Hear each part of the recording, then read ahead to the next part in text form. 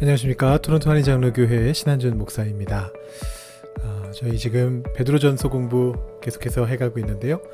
오늘 이 시간에 설득력 있게 행동하는 방법이라는 제목으로 베드로전서 2장 11절부터 3장 12절까지의 내용을 한번 좀 살펴보도록 하겠습니다. 저희가 지금 조금 바뀐 형태로 진행되고 있는데 그리고 나서 약간 여러분들 조회수 같은 게 조금 늘어나지 않았나 이렇게 제가 보고 있는데요. 여러분들께서 한번 피드백을 저한테 주시면 어떤 형태로든 피드백을 주시면 제가 그런 것들을 조금 더 반영해서 한번 이 토요성경 공부를 계속해서 개선해 나가도록 하겠습니다.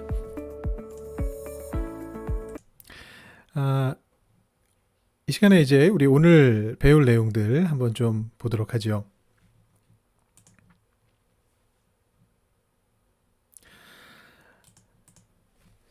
자, 일단 저희가 쭉 봤던 것처럼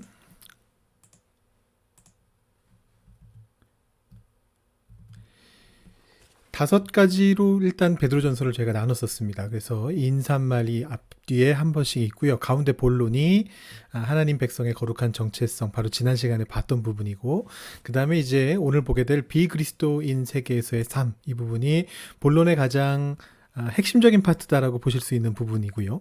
그 다음에 이제 교회에서의 삶을 다루고 있는 그런 내용들이 나오게 됩니다. 그래서 오늘 사실 보시게 되는 부분은 베드로전서의 가장 긴, 가장 중요한 파트다라고 보실 수가 있겠고, 지난 시간의 내용이 일종의 전제 조건이라면 하나님의 백성이 이러한 정체성을 가지고 있어야 된다는 것을 보여주는 전제 조건이라면 이제 이 시간과 다음 시간 또 다다음 시간까지 우리가 배우는 내용들은 그것을 구체적으로 우리 삶 속에서 어떻게 적용할 것인가를 이제 다루는 것이다라고 생각하시면 되겠습니다. 그래서 우리가 구별되지만 삶 자체가 완전히 구분되어지지는 않는 같은 공간 안에서 살아가는 존재로서 우리가 이 비그리스도인 세계에서 어떻게 살아가실 것인가, 이 내용이 이제 오늘 내용에 나오게 되고요.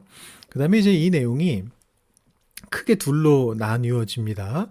그래서 보시면 가정을 위한 윤리다라고 하는 파트가 있고 외부로부터의 고난을 이겨내는 방법의 두 가지가 있습니다. 이 중에서 오늘 우리가 하게 되는 것은 앞의 내용, 즉 가정을 위한 윤리 부분입니다.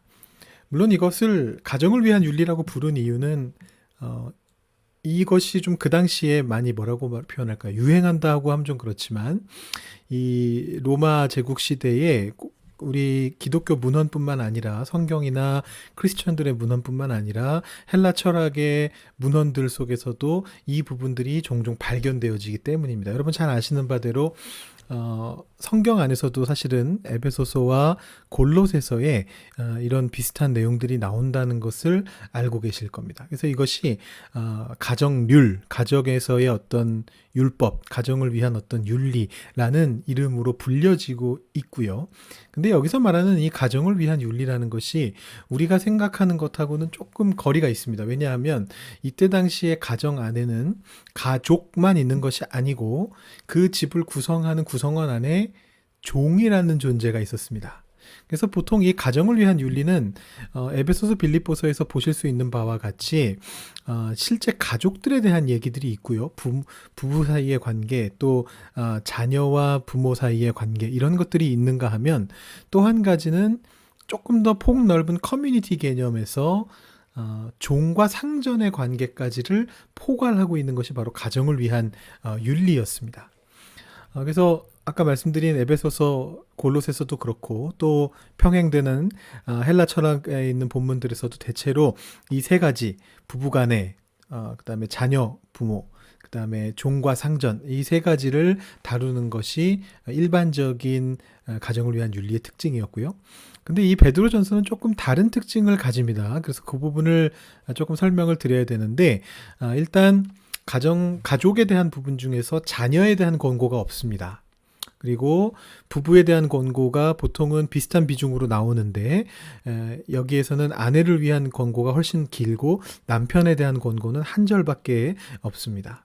그 다음에 종과 상전도 마찬가지로 에베소서나 빌립보서에서는 종에 대한 권고가 있고 또 상전에 대한 권고가 있는 반면에 여기 베드로전서에서는 오직 종에 대한 권고만 나오고 있습니다. 그 특징이 왜 그렇게 되는지는 제가 좀 이따 설명을 드릴 거고요. 그리고 또 한 가지 특징은 뭐냐 하면 일반적으로 가정을 위한 윤리에는 포함되어지지 않는 그 국가적 권위, 황제, 총독, 국가가 세워져 있는 어떤 제도, 권위에 대한 윤리에 대한 부분들이 또 한 가지 추가되어져 있습니다. 이 내용이 완전히 새롭다는 얘기는 아니고요. 뭐 바울 서신 같은 경우에도 로마서나 갈라디아서나 이런 곳에 이런 부분들에 대한 윤리들이 나오는데 이게 가정을 위한 윤리와 합쳐져 있는 곳은 베드로전서가 유일하다라는 것입니다. 거기에 대한 이유가 있는데 그 부분도 이제 하나하나 짚어가면서 우리가 살펴보도록 하겠습니다. 자, 먼저 질문을 한번 하고 시작해 보겠습니다. 그냥 이렇게 예전에 하듯이 저희가 성경 말씀을 바로바로 보면서 넘어갈 수도 있는데 또 그렇게 되면 조금 이해하시는데 불편하심이 있을 수 있기 때문에 제가 조금 더 이렇게 뭐라고 표현할까요? 큰 범위에서부터 시작해서 좁혀오는 형태로 한번 진행을 해보겠습니다. 자, 성경 말씀에는 많은 윤리적인 내용들이 나오는데요. 이 성경의 윤리들을 어떻게 이해하면 좋을까요? 여기에 대해서 이제 대답이 있습니다. 어떤 대답이 있느냐 하면 문자 그대로 이해하면 된다. 문자 그대로. 거기에 윤리가 적혀 있으니까 이 윤리는 하나님이 인간들에게 하라고 하신 것이니까 그것을 말 그대로 문자 그대로 이해하면 된다라는 것이 보수적인 입장이라고 보실 수 있겠습니다. 근데 문제는 우리가 보통 보수적인 것들을 좋아합니다만 이 윤리들 같은 경우에 보수적인 입장을 택하면 상당히 심각한 문제에 봉착하게 됩니다. 왜 그러냐면 우리 베드로전서의 말씀 하나 보죠. 3장 1절 보시면 뭐라고 되어 있느냐 하면 아내들아 이와 같이 자기 남편에게 순종하라 이렇게 되어 있습니다. 얼마만큼 공감이 되십니까? 문자 그대로 이대로 혹시 살고 계시나요? 여러분들 중에 제 지금 강의를 듣고 계신 공부를 같이 저와 하고 계신 분들 중에 혹시 아내이신 분들이 계시다면 이 말씀에 문자 그대로 이 말씀을 지켜야 된다는 그런 주장에 대해서 얼마만큼 공감하십니까? 남편에게 순종하고 계십니까? 약간 부담스럽습니다. 그죠? 약간 부담스럽습니다. 그래도 우리 크리스천들이 기독교적으로 교회에서 들어온 얘기들 때문에 약간 이런 가부장적인 입장에 대해서 좀 긍정적으로 생각하시는 분들이 계세요. 그런 분들을 위해서 제가 준비했습니다. 이 두 번째 옵션에도 동의가 되시는지 문자 그대로의 이해가 동의가 되시냐는 것이죠. 2장 18절 좀 이따 우리가 볼 건데요. 사환들아 종들아 범사에 두려워함으로 주인들에게 순종해라. 자, 이 말씀을 문자 그대로 받아들일 수 있을까요? 오늘날 민주주의 사회에서 종의 제도가 없는 사회지 않습니까? 만약에 이 말씀들을 문자 그대로 해석해야만 한다면 여성의 인권에 대한 운동이나 그 노예 해방의 역사들은 기독교와는 무관해야 됩니다. 근데 현실은 그렇지 않았습니다. 거꾸로 기독교인들이 주도적으로 여성 인권 운동을 하고 노예 해방 운동을 펼쳤습니다. 뭐 여러분 잘 아시는 사례만 보더라도 미국에서 노예 해방 전쟁이 일어났을 때 남북 전쟁이 결국은 뭐 여러 가지 정치적인 이유도 있었다 여러 가지 해석들이 있지만 결국은 그 핵심적인 기치는 뭐였냐 하면 노예를 그대로 쓸 것인가 해방할 것인가였는데 거기에서 노예를 해방시키자는 입장에 있었던 인물이 링컨 대통령이고 이 링컨 대통령은 잘 아시는 바대로 아주 신실한 기독교인이었습니다. 우리나라의 역사에서도 마찬가지인데 개신교가 우리나라에 전파가 되면서 여성들이 인권들이 굉장히 올라가게 되었고 또 노예 제도가 종이라는 개념이 사라지면서 양반과 쌍놈이라는 개념이 사라지면서 양반과 쌍놈들이 함께 예배하는 어떤 그런 모습들이 초대교회에서 우리 한국의 초대교회에서 보여졌던 것들을 아마 보시게 될 겁니다. 뭐 유관순 열사 같은 분들도 그 과정에서 나오시게 된 분이죠. 여성의 인권이 유교 때는 유교적인 사고관에서는 여성들을 뭐 깊이 공부를 가르쳐야 될 필요가 없다 이렇게 생각하고 있었는데 기독교가 들어오면서 아니다 여성들을 가르쳐야 된다. 그래서 이화학당을 세우고 그곳에서 공부하던 이 유관순 열사가 크리스천이죠. 이 유관순 열사가 그런 일들을 이제 해나가게 됐던 것이죠. 그러니까 성경에 등장하는 윤리들을 문자 그대로 받아들일 수가 없습니다. 역사가 그것을 증명합니다. 크리스천들이 그렇게 받아들여서는 안 됩니다. 그러면 이걸 어떻게 이해해야 될까요? 두 번째 성경의 윤리에 대한 이해의 방식은 이것을 상황윤리로서 이해해야 된다는 것입니다. 상황윤리라는 표현은 사실은 윤리학 쪽에서 표현하는 건데 뭐 쉽게 말하자면 어떤 거냐면 이건 어떤 특정한 상황에 주어진 윤리일 뿐이고 그래서 이것을 보편적으로 적용시킬 수 없다라는 것입니다. 그냥 그때 그 당시 그 상황에 맞는 윤리로서 주어졌을 뿐이고 그것을 오늘날 그때 당시와는 매우 다른 오늘날의 상황에서는 전혀 우리하고는 아무 상관이 없는 윤리다라고 생각하는 것이 바로 상황윤리라는 개념이죠. 자, 일견 일리는 있는데요. 이 입장도 상당히 위험한 부분을 가지고 있습니다. 만약에 성경에 나타나는 윤리들을 전적으로 상황윤리로 보고 이것은 단지 그 상황에 있는 그 사람들에게만 주어진 것이다라고 말을 하게 된다면 이 성경에 나와 있는 윤리들은 우리에게 아무런 의미가 없습니다. 바꿔 말하면 우리가 성경의 일부분을 버리게 되는 셈입니다. 우리는 성경의 처음부터 끝까지 하나님의 말씀이라고 우리가 믿고 고백하고 있습니다. 모든 성경은 하나님의 감동으로 된 것이다라고 생각합니다. 그런데 어떤 파트가 상황윤리이기 때문에 그 당시 아주 특수한 상황에만 주어진 말씀이기 때문에 오늘날 우리하고는 상관이 없다라고 받아들인다면 그렇다면 그 말씀을 우리가 버리게 되는 것이죠. 그 부분만큼은 우리가 성경으로 인정하지 않는 거나 마찬가지가 되는 것이죠. 그런 의도가 없더라도 결과가 그렇게 된다는 겁니다. 그렇다면 우리가 이 성경의 윤리를 어떻게 이해하면 좋을까요? 제가 여러분들께 드리는 한 가지 대답은 뭐냐 하면 성경을 문화적으로 이해하는 것입니다. 이 문화적 이해라는 말이 조금 조심스럽기는 합니다. 왜냐하면 아주 극보수적인 관점을 가지신 분들은 이 문화적 이해라는 표현도 아까 제가 말씀드린 것처럼 상황윤리라는 개념하고 똑같이 받아들입니다.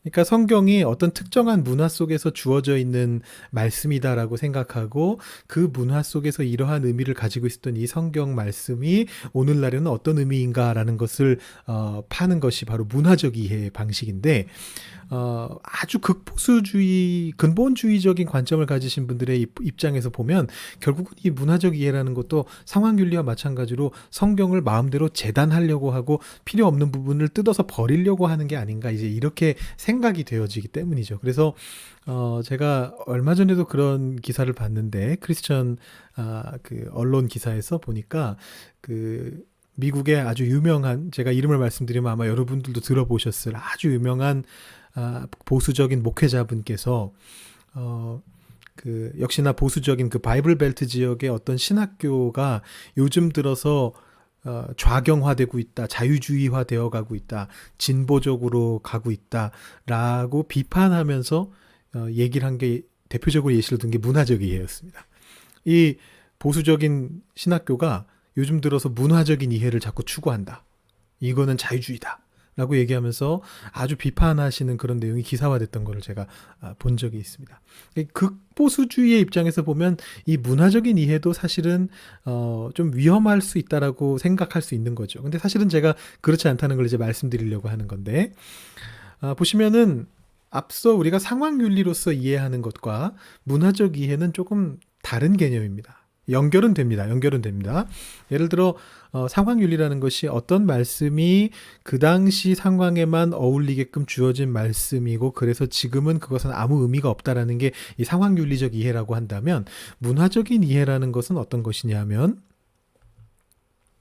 이 상황윤리 안에 놓여있는 윤리적인 원칙을 문화적 배경 아래에서 찾아가는 겁니다. 그 상황윤리라는 이유로 그것을 버리는 게 아닙니다. 상황윤리는 맞습니다. 대부분의 윤리가 전부 다는 아니지만 성경에 나오고 있는 상당히 많은 윤리들은 그 당시에 어떤 상황적 문화적 배경 아래에서 주어진 게 맞습니다. 근데 그렇다고 해서 그것을 오늘날에는 우리가 그런 문화를 안 가지고 있기 때문에 내다 버리겠다라는 태도가 아니고, 문화적 이해는 왜 이런 말씀이 주어졌는지를 문화적 배경 아래에서 탐색하는 거죠. 그러면서 그 안에 있는 원칙을 찾아내는 겁니다. 왜 이런 윤리가 주어졌는가? 그 윤리를 글자 그대로 오늘날에다가 적용하려고 하는 것이 아니고, 그 윤리가 그 당시 그런 상황의 문화 속의 사람들에게 왜 주어졌는지를 판단하고 그 안에서 하나님의 뜻을 발견해서 그것을 오늘날 우리에게 적용하는 겁니다. 원칙을 우리한테 적용하는 거죠. 이게 이제 문화적 이해다라고 보시면 됩니다. 이 개념을 머릿속에 넣고 오늘 우리가 공부할 말씀을 보셔야만 이 윤리를 올바로 이해할 수가 있습니다. 안 그러면 이 윤리를 그냥 둘 중에 하나로 취사 선택할 수밖에 없게 되는 거예요. 아까 보신 것처럼 이거는 문자적으로 완전히 옳다. 무조건 시대와 상관없이, 문화와 상관없이 이 말씀은 하나님의 말씀으로, 문자 하나하나, 토시 하나하나 하나님의 말씀이기 때문에 우리가 다 그대로 지켜야 된다라고 말하게 되는 거죠. 근데 이미 말씀드린 것처럼 아내가 남편에게 순종해야 되는가? 뭐 거기에 대해서 어떤 사람들은, 어떤 보수적인 사람들은 물음표를 단다 하더라도, 종은 그러면 주인에게 순종해야 하는가? 이 부분에 가서는 아무리 보수적이고 아무리 근본주의적인 사람이라 할지라도 동의하지 않습니다. 대체로 동의하지 못하죠. 뭐 더 나아가면 그 여자는 머리에 뭔가를 써야 된다. 하나님 앞에 나아갈 때 이 머리가 부끄러운 것이기 때문에 여성은 그 머리 위에다가 반드시 뭔가를 써야 되고, 남자는 반대로 머리가 짧기 때문에 그것이 어떤 의미인지 뭐 설명이 쫙 돼 있는데, 그래서 모자를 쓰면 안 된다라는 그 말씀도 지금도 다 지켜야만 됩니다. 지금 그걸 지키는 거는 카톨릭이죠. 개신교에서는 아무도 그걸 지키지 않습니다. 근데 만약에 보수적으로, 문자적으로 모든 윤리들을 이해해야 된다라고 주장하게 된다면 그런 것들도 다 지켜야 된단 말입니다. 굉장히 이제 힘들어지게 되는 것이죠. 그래서 제가 말씀드린 이 힘들어진다는 것은 단순히 우리의 삶이 힘들어진다는 얘기가 아니라, 이 성경에 대한 우리의 어떤 관점과 이해가 너무 힘들어지게 된다라는 그런 것입니다. 그래서 제가 제시해 드리는 것은 문화적인 이해다. 이 당시의 상황을 먼저 이해하고, 이 당시의 문화를 이해하고, 그래서 이 윤리가 어떤 의미로서 주어졌는지를 파악하고, 그리고 나서 그 윤리를 오늘날 우리에게 적용하는 겁니다. 그럼 베드로전서의 상황과 문화를 먼저 한번 파악을 좀 해봐야겠네요. 이 상황과 문화 사실 두 가지가 있습니다. 베드로전서에서 이 가정의 윤리가 주어지게 됐을 때의 문화적 상황은 사실은 에베소서나 골로새서가 주어졌을 때의 문화와 크게 차이가 없습니다. 그 부분은 제가 조금 이따 설명드릴 거고요. 근데 아까 말씀드린 것처럼 에베소서나 골로새서, 그리고 또 다른 헬라 철학에서의 가정윤리와 베드로전서의 가정윤리가 차이가 나는 부분이 있었습니다. 원래는 아내와 남편, 자녀와 부모, 종과 상전, 약자와 강자 사이에 공평하게 권고들이 배분되어 있는데, 이 베드로전서에서는 상전이라든가 남편이라든가 그 당시 사회적인 강자들에 대한 내용은 없거나 굉장히 축소돼 있고, 그리고 이 아내와 종들에 대한 어떤 권고만 남겨져 있고, 그리고 자녀라는 개념은 아예 빠져 있습니다. 이게 좀 특이한 상황이거든요.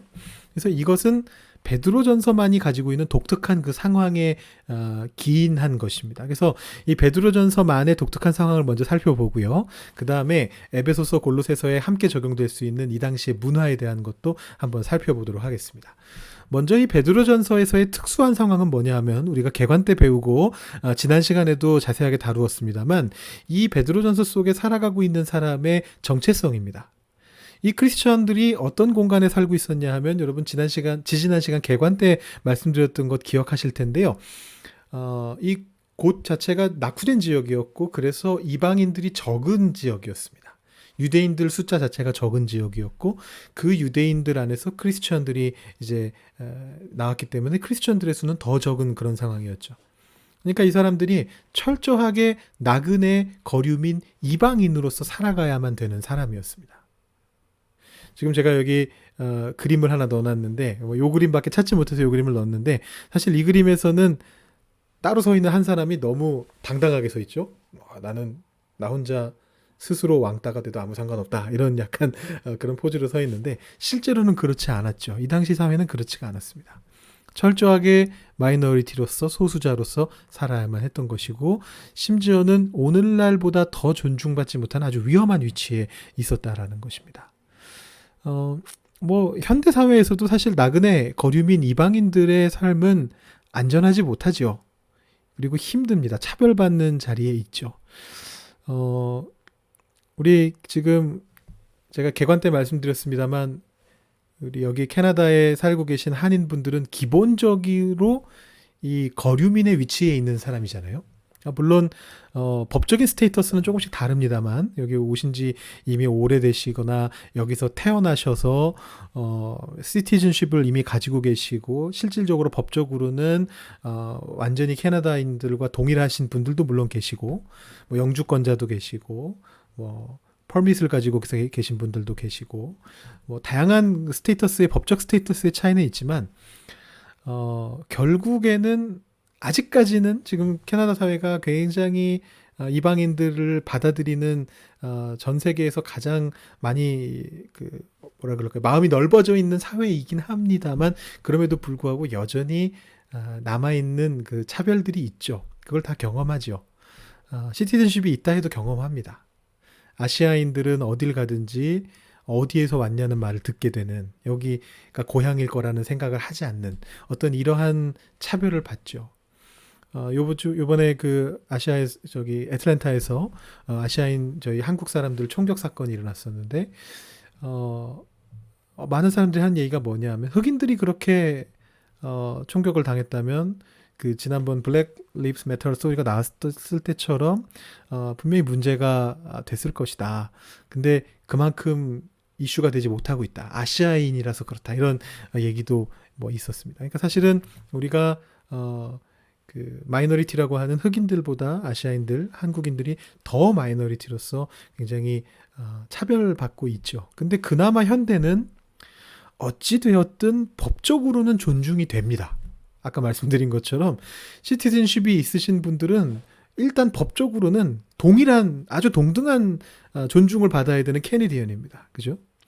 그리고 사실 시티즌십이 없다 할지라도 그냥 스쳐 지나가는 사람이라도 영주권도 없고 그냥 펄밋으로 공부하거나 뭐 여기 와서 일하거나 아니면 그것도 아니면 진짜 관광하러 온 스쳐 지나가는 사람이라 할지라도 최소한의 인권은 다 존중받게 되어 있습니다. 법적으로 그렇게 되어 있습니다. 근데 이 당시 사회는 그렇지 않았던 것이죠. 지금 우리보다 훨씬 더 위험한 위치를 스테이터스에 있었던 사람들입니다. 게다가 극소수였습니다.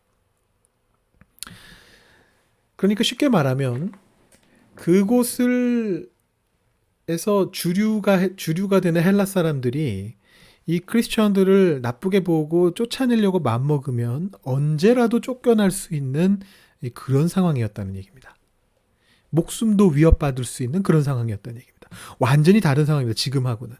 그러니까 지금이라면 우리가 차별을 받을 때 들고 일어날 수 있습니다. 왜냐하면 우리는 법적으로 동등한 대우를 받을 만한 자격이 있는 사람들이니까 이 인종차별을 받게 됐을 때 아시안이라는 이유로 차별을 받게 되거나 뭐 아니면 완전히 대등하지 않더라도 펄밋을 갖고 들어온 사람이 그에 합당한 대우를 받지 못했을 때 우리는 얼마든지 정부에다 따질 수 있습니다. 캐나다 정부에 따질 수 있고 여기 백인들한테 너희들 인종차별하지 말아라 말할 수 있습니다. 근데 이 사람들은 그러지 못했던 삶을 살고 있었습니다. 그랬다가는 생명이 위험하거나 아니면 생존의 터전을 빼앗기게 될 수 있는 어떤 그런 삶 속에 있었다라는 것이죠. 그리고 아까 잠깐 지나가듯이 말씀드렸지만 특히나 기독교인이 된다는 것은 이 유대교 자체도 마이너리티인데 이 헬라 사회에서 유대교인들, 이스라엘에서 온 유대인들이라는 개념도 마이너리티인데 이 유대교인들 중에서 기독교를 믿는 사람들, 뭐 물론 이방인 중에서도 기독교를 믿는 사람이 있었습니다만 이 크리스천 기독교라는 것은 기본적으로 유대교의 또 다른 분파 정도로 인식이 되어졌기 때문에 비주류에서도 비주류가 되는 길입니다. 여러분 이게 무슨 의미냐 하면 마이너리티라 할지라도 자기들이 마이너리티이기 때문에 오히려 단결되는 부분들이 있거든요. 같은 이스라엘에서 온 사람들이니까 이 유대인들은 같은 이스라엘에서 온 사람들이고 같은 하나님을 믿는 사람들이고 자기들끼리 어느 정도 똘똘 뭉쳐서 뭔가 대처해 나갈 수 있는 그런 그룹인데 그 그룹에서 다시 떨어져 나가게 되는 것이죠. 기독교를 믿는다라는 것이. 그러니까 지금 굉장히 조심하지 않으면 굉장히 위험해지는 상황 속에 있었다라는 것입니다. 이거를 우리가 인식하고 이 내용을 봐야 됩니다. 여기서 좀 이따 다시 더 자세하게 설명드리겠습니다만, 종들한테 상전에게 복종해라, 아내한테 남편에게 순종해라라고 말할 때 그것은요, 오늘날 현대사회에서 문자 그대로 그냥 갖다 적용할 수 있는, 야, 아내라면 반드시 남편한테 순종해야 돼. 너가 낮은 위치에 있으면, 뭐 지금은 종의 개념은 아예 없으니까, 뭐 회사에서 네가 밑에 있는 직원이면 너는 사장님한테 그냥 무조건 복종해야 돼. 라는 식으로 이것을 해석하면 절대로 안 된다는 것이죠. 또 한 가지 특징은 뭐냐면, 이 베드로전서가 주어진 소아시아 지역에서, 이것도 제가 개관해서 잠깐 말씀드렸습니다만, 아직까지는 다행히도 국가의 지도 체계는 기독교를 적대적으로 대하고 있지는 않았습니다. 나중에 요거보다 더 후대가 되면 그렇게 됩니다. 좀 더 후대가 되면 국가 차원에서의 어떤 기독교 박해가 일어나게 되는데, 지금 이 시점에서는 어찌됐건 국가의 지도 체계는 중립적인 입장을 가지고 있었던 사람들입니다. 이렇게 이해를 하셔야 됩니다. 이 베드로전서가 쓰여졌을 시기 전후로 어떤 일이 벌어졌었냐면, 그 알렉산드리아 지역에서 유대인들이, 그 안에 기독교인들도 포함되어 있는지는 정확하게 모르겠습니다만, 유대인들이 그 헬라인들에 의해서 굉장히 일종의 공격을 받은 사건이 일어납니다. 그래서 유대교인들을 막 추방시키려고 하는 그런 어떤 운동들이 알렉산드리아에서 일어나게 됩니다. 이때 유대인들이 어떻게 했느냐면, 총독에게, 황제에게 항소를 했습니다. 우리가 여기서 태어나서 여기서 자라왔는데 우리들을 여기가 고향이 아니라면서 우리 쫓아내는 건 있을 수 없는 일이다, 이렇게 항소를 했습니다. 그래서 황제가 중재를 했습니다. 황제가 중재를 해서 결국은 이 유대인들이 쫓겨나지 않을 수 있는 일이 알렉산드리아에서 일어난 적이 있습니다. 이런 비슷한 일들이 다른 곳에서도 일어나는 거죠.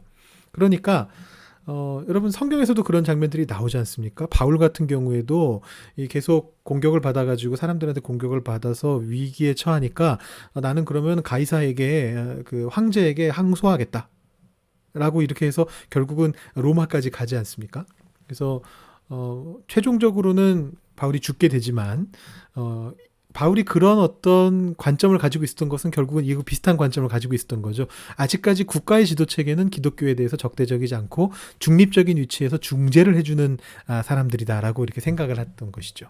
그래서 이러한 어떤 특수한 상황을 고려한 상태로 이 베드로전서의 권면들을 이해할 필요가 있다라는 것입니다. 두 번째, 문화적인 부분입니다.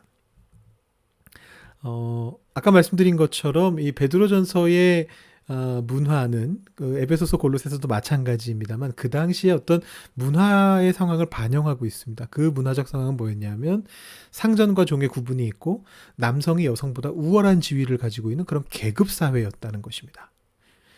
이 사실을 염두에 두고 이 윤리를 봐야지, 이 윤리를 오늘날 현대에다가 그냥 아무렇지도 않게 문자적으로 적용하면 이제 문제가 생기는 것이죠. 이 당시는 이런 사회였습니다. 그 사회 속에서 크리스찬들은 어떤 행동을 해야 하는가라는 걸 보여주려고 하는 것이 이 베드로전서의 가정 윤리다라는 것입니다. 또 한 가지는 국가의 권한이 지금보다 큰 사회였습니다.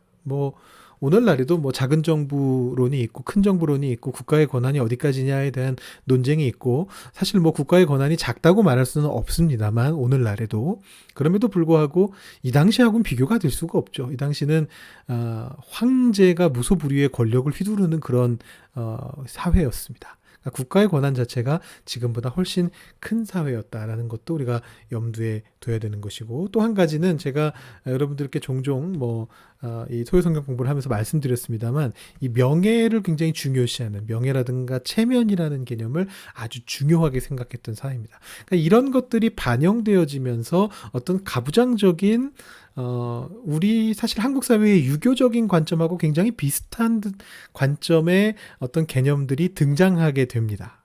그러니까 그 개념 자체를 적대시하지 않습니다. 베드로전서의 저자가, 베드로가 그렇게 하지는 않습니다.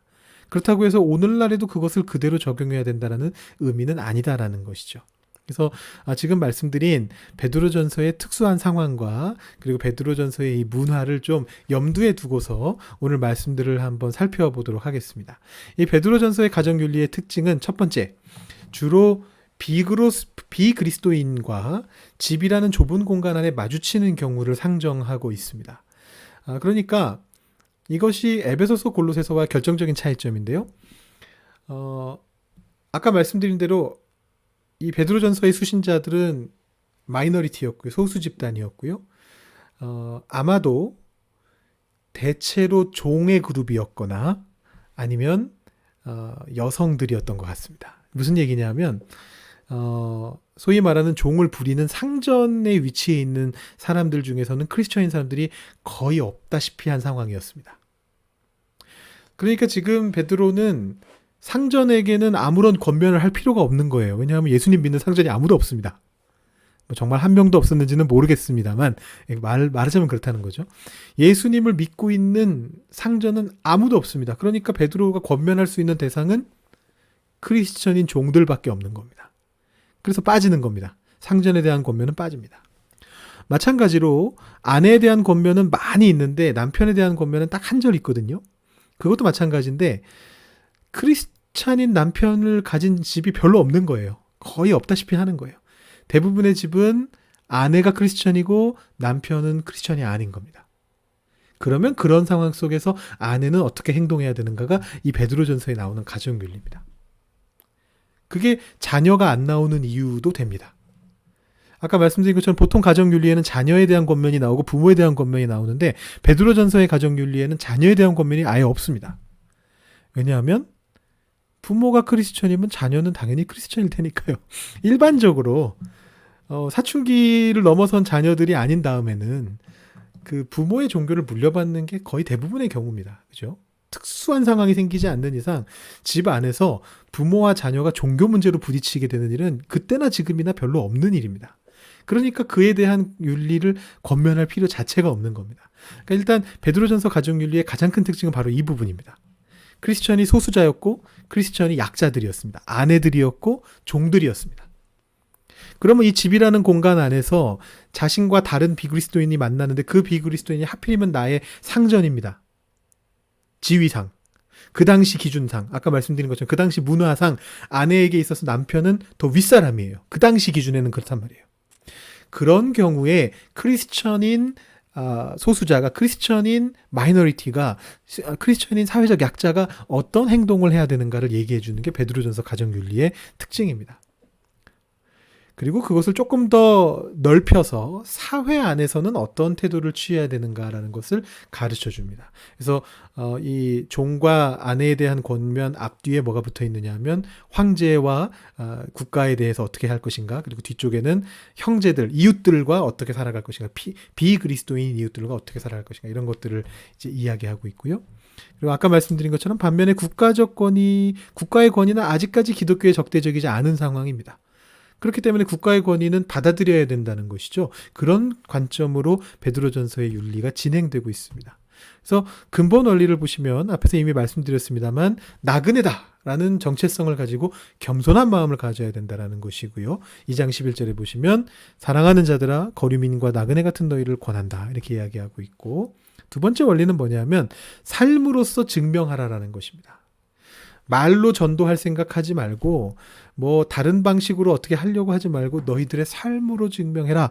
너희의 선한 일을 보고 하나님께 영광을 돌리게 해라. 이방인들 사이에 행실을 선하게 가져서 이렇게 얘기하는 거죠.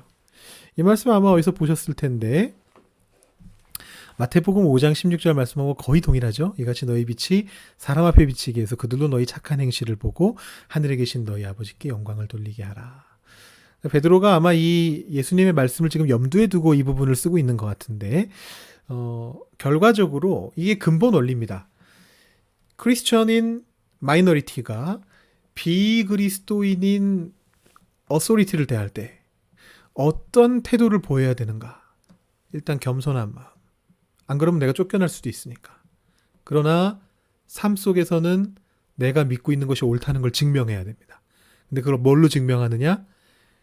프로테스트에서 싸워가지고 아니고 증명해서, 그 삶으로 증명해서, 선한 행동을 통해서 증명하는 것이죠. 그렇게 해서 결과적으로 하나님께 영광을 돌리는, 내 삶이 지금 하나님께 영광을 돌리고 있는가를 계속해서 확인해 보는 것. 이것이 2장 11절 12절에서 알려주고 있는 그 마이너리티로서의 크리스천이 가져야 되는 윤리적인 삶의 태도입니다. 근본 원리입니다. 그리고 이것을 이제 구체적으로 적용하기 시작합니다. 첫 번째, 국가와 사회와의 관계에 적용을 하는데 뭐라고 얘기하느냐 하면 국가의 권위를 존중해라. 여기 보시면 제도라는 단어가 나오고요. 순종이라는 단어가 나옵니다. 여기 사실은 제가 지금 시간이 많지는 않은데 지난주나 지지난주보다 좀 길어지겠네요. 근데 요거는 한 가지 오해의 소지가 있어서 좀 짚고 넘어가야 될 것 같습니다. 여기 제도라고 번역된 단어는 한글 성경은 다 제도라고 번역을 했고, 영어 성경의 경우에는 그 제도로 번역한 경우도 institution으로 번역하기도 하고, ordinance 법령, 조례라고 번역하기도 하고, 그 다음에 또 하나 뭐였죠? authority, 권위라고 그렇게 번역한 영어 성경들도 있었습니다. 근데 이제 이 단어는 직역하면은 creature입니다. 창조물입니다. 인간이 만들어낸 모든 것이란 뜻입니다.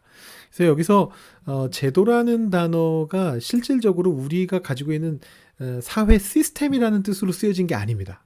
좀 오해를 하는 경우가 있습니다. 많은 분들이 이 말씀이 제도라고 적혀 있기 때문에 이 베드로전서 2장 13절을 오해해서 일단 제가 앞에 말씀드린 그런 어떤 근본적인 개념들, 원리들, 문화적 이해 이런 것들도 없으신 상태에서 이게 제도라고 적혀 있다는 이유 때문에 어떻게 생각하느냐 하면 사회제도에 대해서 프로테스트하는 건 안 돼! 라고 말하는 분들이 계세요. 순종해야 되니까 라고 말씀하시는 분들이 계세요. 근데 거기에 약간의 오해가 있어요. 이 제도라는 개념은 아까 말씀드린 것처럼 그냥 인간들의 모든 것 이 정도로 이해할 수 있는 것입니다. 그리고 거기에 대해서 순종하라라고 말하고 있지만 이 순종이란 단어도 사실은 이 베드로전서 내의 쓰임에서 볼 때는 이 단어는 항상 하나님께 순종하는 차원보다는 조금 낮은 수준의 순종. 그래서 실질적으로는 존중에 가까운, 존경과 존중에 가까운 단어로서 쓰이고 있는 단어입니다. 그래서 이 단어를 순종이라고 번역하면 약간 우리가 뉘앙스를 잘못 판단할 수 있는 것이죠. 여기에 이 의미는 인간의 모든 제도를 순종하라, 이 말의 의미는 제가 적어놓은 것처럼 사실은 국가의 권위를 존중하라라는 것입니다. 이것은 사실 오늘날에도 우리가 얼마든지 할 수 있는 일이고 해야만 하는 일이죠. 우리가 살고 있는 사회에서 국가의 권위를 존중하지 않고 어떻게 살 수 있겠습니까? 어떤 목사님이 나는 크리스천이기 때문에, 나는 하나님의 사람이기 때문에 나는 국가의 권위에 존중하지 않겠다라고 말한다면 그건 잘못이죠. 나는 속도 위반을 했지만 나는 벌금을 낼 수가 없다. 나는 하나님의 사람이기 때문에 나는 캐네디언이 아니다. 이런 식으로 말한다면 그것은 존중받을 수가 없을 겁니다. 국가의 권위를 존중하라라는 것이고요. 그 기본적인 관점이고요. 물론 이 관점의 핵심은 뭐냐 하면 이 국가가 기독교를 핍박하고 있지는 않다라는 전제하에서 국가의 권위를 존중해야 된다라는 것인데, 그때 마음은 어떤 마음으로 해야 되느냐? 국가를 위해서가 아니고 주님을 위해서 그렇게 해야 된다라는 것입니다. 주님을 위하여 하라. 이 마음이 굉장히 중요합니다. 이제 뒤로도 계속 나옵니다. 주를 위하여, 주님을 위하여 계속해서 나오게 되는데요. 철저하게 내가 이러한 행동을 하는 것은, 이렇게 존중하는 태도를 취하는 것은, 내가 선한 행동을 하는 것은 주님을 위해서다 라는 것이고, 이것이 머릿속에 들어가 있다면 우리가 단순히 그 국가의 권위 때문에 그 국가를 존중하는 것이 아니라 내가 주님을 드러내기 위해서, 주님을 올바로 드러내기 위해서 내가 이 권위에 대해서 존중할 필요가 있겠구나라고 받아들일 수 있는 것이고요. 세 번째는 뭐냐 하면 하나님의 종이다라는 정체성을 가지고 하라라고 되어 있습니다. 이 하나님의 종이다라는 것은 굉장히 중요한 개념인데요. 오해의 소지가 있습니다. 사실은 우리가 하나님의 종이다라고 말하면 이 하나님의 종이라는 말이 낮은 의미처럼 인식이 될 수가 있어요. 근데 실제로는 이 당시 사람들에게 있어서도 유력 인사의 종이라는 것은 높은 지위를 보장하는 것이었습니다. 내가 황제의 종이다. 그럼 그 사람은 웬만한 사람들보다 훨씬 높은 사람인 거예요. 그러니까 하나님의 종이다라고 자기 자신을 소개할 때 이것은 물론 겸손한 마음도 그 안에 들어가지만 기본적으로는 내가 하나님이라는 위대한 존재를 드러내는 사람이다라는 어떤 그런 마음이 있습니다. 그래서 이 정체성을 가져야 되는데 그럼에도 불구하고 겸손해야 된다는 것입니다. 그 16절 말씀이 그렇지 않습니까? 너희가 자유가 있지만 그 자유로 악을 가리는 데 쓰지 말아라. 그러니까 아까 말씀드린 것처럼 내가 하나님의 종이지 나는 너의 종이 아니야. 나는 국가의 종이 아니야. 그러니까 난 내 맘대로 할 거야. 이렇게 해서는 안 된다는 겁니다. 하나님의 사람이지만 그 자유를 선을 위해서 사용하겠다는 겁니다. 주님을 드러내기 위해서. 이제 그런 태도로 국가와 사회를 대해야 된다라는 것이 2장 13절에서 17절에 나오는 내용입니다. 17절에 보면 다시 비슷한 내용이 나오죠. 무사람을 공경하며 형제를 사랑하며 하나님을 두려워하며 왕을 존대하라. 기본적인 관점은 하나님을 두려워하는 마음으로 이것들을 하라라는 것입니다. 이 무사람을 공경하며 나오는 공경도 앞에 13절에 나왔던 순종과 같은 단어입니다. 그러니까 이게 이 순종이라는 게 절대적으로 복종하라는 뜻이 아니고 존중하라라는 그런 의미라는 게 17절에서 다시 한번 확인이 되고요. 자, 그 다음에 이제 종의 행동 지침이 나옵니다. 아까 봤던 말씀이죠. 비그리스도인인 주인에게 취해야 되는 그리스도인 종의 태도입니다. 특수한 경우입니다. 특수한 경우. 일단 주인과 종이라는 제도가 있는 상태고 주인은 심지어 대부분 비그리스도인이고 종은 그리스도인인 경우입니다. 이 경우에 어떻게 해야 되는가? 18절 상반절에 보시면 사환들아 범사의 두려워함으로 주인들에게 순종하되 라고 되어 있는데요.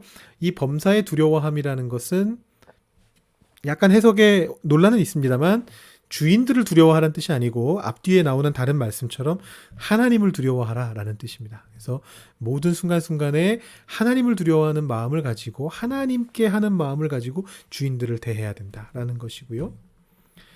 중요한 건 상대의 태도와 무관하게 선한 행동으로 모범을 보여야 된다는 것입니다. 그래서 2장 18절 하반절 보시면 선하고 관용하는 자들에게만 할 것이 아니고 까다로운 자들에게도 그렇게 해라.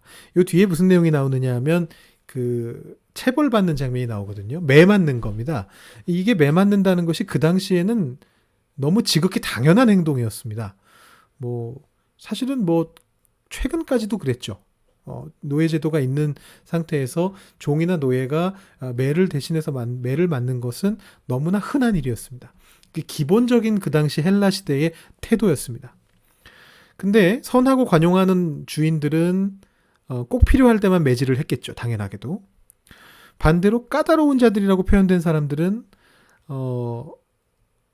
엄격할 뿐만 아니라 그 뒤에 19절 내용을 참고하면 때려서는 안 되는 상황에서도 때리는 사람인 것이죠. 자기 감정에 따라 때린다거나 이유 없이 때린다거나 여러 가지 이유로 때려서는 안 되는 상황인데도 불구하고 때리는 그런 주인들을 말하는 것입니다. 근데 그 상대의 태도가 어떻든지 상관없이 내가 선한 행동으로서 모범을 보이는 삶을 살아가야 된다라고 그렇게 이야기를 합니다. 그러면서 모범사례로서 제시되는 것이 무엇이냐 하면 그리스도의 고난입니다. 예수님의 고난. 다음 주가 마침 우리 고난 주간인데요. 예수님께서도 마치 종처럼 묵묵하게 그 고난의 길을 가셨다. 선한 행동을 모범으로 보이시면서 그리하셨다. 이사야서의 말씀 종의 노래를 인용하면서 그렇게 베드로가 그리스도의 고난을 모범 사례로서 제시하고 있습니다. 그래서 이것이 종에 대한 행동 지침이고요. 그 다음에 아내에 대한 행동 지침은 뭐냐면 거의 똑같습니다. 비그리스도인 남편을 대상으로 그리스도인인 아내는 어떻게 행동해야 하는가? 자기 남편에게 순종하라. 어떤 의미에서 말씀을 순종하지 않는 자라도 무슨 얘기냐면 그리스도인이 아니란 뜻입니다. 하나님 말씀을 안 듣는 사람, 비그리스도인인 남편이지만 이 사람이 아내가 선행을 보임으로써 참으면서 지속적으로 행동을 통해서 자신이 믿고 있는 바가 옳다는 것을 증명하는 것을 통해서 이 비그리스도인 남편을 감화시킬 수 있다는 것이죠. 여기서 말하는 구원은 종말론적 구원을 얘기하는 게 아닙니다. 그러니까 이 남편이 예수님을 안 믿는데도 아내가 예수님을 잘 믿었기 때문에 남편까지 구원받게 해주겠다 이런 뉘앙스가 아니고 이 아내가 꾸준하게 보여준 선한 행실이 그 안에 나는 내가 그리스도를 믿고 있는 것이 무엇인지를 증명해 보여주고 있는 그 행실로 말미암아 이 비그리스도인 남편의 마음이 감화되고 하나님을 믿게끔 바뀌게 될 것이다라는 그런 얘기를 하는 것이죠. 그래서 결과적으로는 너희의 두려워하며 정결한 행실을 봅니다. 선하고 모범적인 행동을 하게끔 이 아내에게도 똑같은 권면이 주어지고 있습니다. 그리고 모범사례로서 사라가 등장하는데 이 사라에 대한 부분은 조금 말씀드릴 게 너무 많습니다. 그래서 제가 예전 스타일로 만약에 말씀을 드리게 되면 이 사라를 위해서 또 한 20분 정도 말씀을 드려야 되는데 지금은 저희가 그렇게 가지 않고 있기 때문에 제가 좀 생략하겠습니다. 뭐 따지고 들면 되게 복잡하거든요. 왜냐하면 이 사라 같은 경우는 남편이 인 아브라함이 믿음을 공유하고 있었던 사람이잖아요. 지금 여기하고 좀 다른 케이스입니다. 그래서 베드로가 왜 모범 사례로서 아내의 모범 사례로서 이 사라를 들고 있는지, 그리고 거기서 예시로 들고 있는 내용들이 구약 성경하고 잘 맞지 않거나 조금 뭐 하여튼 해석이 많이 필요한 부분들이 많이 있습니다. 얼핏 읽어가지고는 도대체 왜 여기에 이 말씀들이 적혀 있는지가 좀 이해가 되지 않는 그런 말씀들입니다. 그래서 그 부분을 뭐 설명드릴 수 있는 기회가 있다면 좋겠지만 지금은 좀 어려울 것 같고요. 혹시 궁금하신 분들이 있으면 저한테 이메일을 보내주시면 제가 그 내용을 좀 정리해서 글로 정리해서 보내드리거나 하겠습니다. 그래서 사라의 예시가 모범 사례로 등장하고 있습니다. 그래서 종에 대한 지침과 아내에 대한 행동 지침은 비슷한 구조를 가지고 있고 강조되는 것은 결국 뭐다? 선한 행동으로 모범을 보여라. 그것이 그들을 상대방을 감화시킬 것이다. 이게 이제 이 행동 지침의 가장 핵심적인 원리입니다. 그 다음에 아까 말씀드린 것처럼 한 절짜리 남편의 행동 지침이 있습니다. 짧은 이유는 아까 말씀드린 것처럼 그리스도인 남편이 없었기 때문이고요. 거의 없었기 때문이고요. 그 다음에 이 그리스도인 남편은 가정을 향한 하나님의 뜻을 분명히 알 것으로 기대가 되고 있습니다. 남편들아 이와 같이 지식을 따라 라고 되어 있는데 이 지식이 하나님의 지식을 말하는 것이고 이 가정을 향한 어떤 하나님의 관점을 충분히 이해하고 있어야 된다는 겁니다. 그리스도인 남편이라면 그래야만 한다. 그럼 그것이 무엇이냐? 아내가 더 연약한 그릇이며 생명의 은혜를 함께 이어받을 자로 알고 귀히 여기다라는 것입니다. 여기서 말하는 연약한 그릇이라는 것은 비하하는 표현은 아니고요. 이 당시에 헬라 철학의 아주 흔한 관점이었고 특히 이 그릇이라고 하는 것은 기본적으로 몸을 얘기합니다. 몸. 그래서 뭐 오늘날 현대 사회에 페미니즘이 강화되어 있는 현대 사회에서도 사실은 뭐 여성이 남성보다 신체적으로 좀 약하다라는 것은 뭐 누구나 동의하는 사실이니까요. 객관적인 사실이니까. 아마 그것을 이야기하는 것이다라고 많이들 생각하는 것 같고요. 그 뒤에 내용들이 더 중요한데 생명의 은혜를 함께 이어받을 자다. 같이 유업으로 받을 자다라는 것입니다. 그러니까 이게 지금 이 상황은 남편이 크리스천이면서 아내도 크리스천인 상황을 가정하고 있죠. 그 아닌 예외 반대의 경우는 거의 없다라는 얘기입니다. 지금 앞의 내용은 남편이 비그리스도인이고 아내가 그리스도인 경우였고 지금은 남편도 그리스도인이고 아내도 그리스도인인 경우입니다. 반대의 경우는 없습니다. 남편이 그리스도인인데 아내는 그리스도인이 아닌 경우는 사실상 없다시피 한 상황입니다. 그래서 여기서 지금 그리스도인 남편에게 주어지는 지침은 뭐냐 하면 너랑 너의 아내는 둘 다 하나님의 그 생명의 은혜를 받을 존재다. 어느 한 사람이 아니다라고 믿어서는 안 된다라는 그런 얘기고요. 그 이유는 왜냐하면 이 가정이 그 당시에 작은 교회로서 이해가 되어졌습니다. 그래서 알렉산드리아의 클레멘트인가 2세기의 교부인데 이 사람은 그 예수님의 내가 두세 사람이 있는 곳에 너희와 함께 있으리라 말씀하신 그 예수님의 말씀을 주석하면서 그 두세 사람이 모인 곳이 어디냐? 남편과 아내와 자녀가 모여있는 가정이다 라고까지 그렇게 이야기를 했었습니다. 그래서 이제 이 너희 기도가 막히지 않게 하려 함이라는 말씀의 의미는 이 가정을 작은 교회로 이해하면서 주어지는 권면이다라고 보시면 되겠습니다. 남편이 아내를 무시하면 크리스천인 남편이 크리스천인 아내를 무시하게 되면 그 당시의 문화처럼 아내는 남편만큼의 가치가 없는 존재다라는 식으로 무시하게 되면 기도가 막히게 될 거라는 겁니다. 오히려 남편이나 아내나 다 같이 똑같은 하나님의 사람으로 똑같은 생명의 은혜를 이어받을 사람으로 알아야만 그 교회 안에서, 가정 안에서 기도가 막히지 않고 하나님 앞에 들려지게 될 것이다 라는 그런 이야기를 하는 것이 3장 7절의 말씀입니다. 마지막 파트는 이웃과의 관계인데요. 기본적으로 비그리스도인 이웃에 대해서 취해야 될 그런 태도를 담고 있고요. 형제를 사랑하라 이렇게 되어 있죠. 여기서도 똑같이 선한 행위가 가장 중요한 원칙으로 제시가 되고 있습니다. 악을 악으로 욕을 욕으로 갚지 말고 복을 빌어라. 악에서 떠나 선을 행하고 화평을 구하며 그것을 따라라. 그래서 지금 여기에 2장 11절부터 3장 12절까지 쭉 여러 사람들이 등장합니다만 결론적으로 보면 다 비그리스도인인 상대방을 대상으로 하고 있고요. 나보다 좀 그 당시 사회적 기준으로 윗사람인 비그리스도인과 그보다 약자인 그리스도인 사이에서의 크리스천들의 태도가 어떻게 해야 되는가라는 걸 얘기하고 있고 특별히 크리스천들이 잘못된 행동을 할 경우 쫓겨날 수도 있고 죽임을 당할 수도 있는 아주 위험한 상황 속에서 선한 행동을 통해서 자신의 신앙을 증명하라라는 것을 이야기하는 것이 바로 이 베드로전서의 가운데 부분 2장, 3장의 이 내용들의 핵심이다라고 보실 수가 있겠습니다. 그래서 제가 오늘 이 공부의 제목을 설득력 있게 행동하는 법이다라고 표현을 했습니다. 나의 행동이 선함으로써 내 신앙이 증명되어지지 않으면 설득력이 없는 것이죠.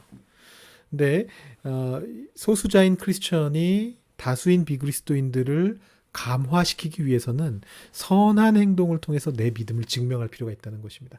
약간 야고보서의 주제하고도 연결이 되는데요. 주제들이 비슷하기 때문에 일반 서신으로 묶여 있는 겁니다. 이렇게 연결들이 좀 되는 부분들이 있습니다. 그래서 베드로전서에서도 이 선한 행동을 굉장히 중요시하고 있고 그것을 어떤 상황 윤리로서 제시하고 있는데 오늘날 우리들도 그것을 우리의 삶 속에 얼마든지 적용할 수 있다는 것을 이 내용들을 통해서 보실 수 있게 되는 것이죠. 이게 제가 여러분들께 말씀드린 윤리에 대한 문화적 이해다라고 이해하시면 될 것 같습니다. 네, 이렇게 마치게 되겠고요. 다음 시간에 3장 13절부터 4장 19절까지 저희가 공부하게 되고 그래서 해당 단락을 여러 번역본 가지고 읽어보시고 또 궁금하신 부분 다루어졌으면 하는 부분이 있으시면 요 이메일로 저한테 레브 조나단 신인데요. 요 이메일로 저한테 보내주시면 되겠고 다음 주에 배우는 내용은 3장 13절부터 4장 19절의 내용은 이제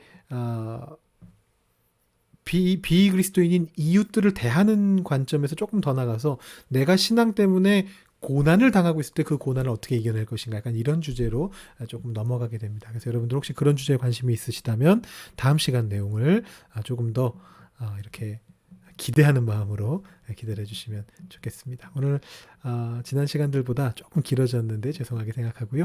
지금까지 들으시느라 수고 많으셨습니다. 우리 다음 시간에 다시 뵙겠습니다. 감사합니다.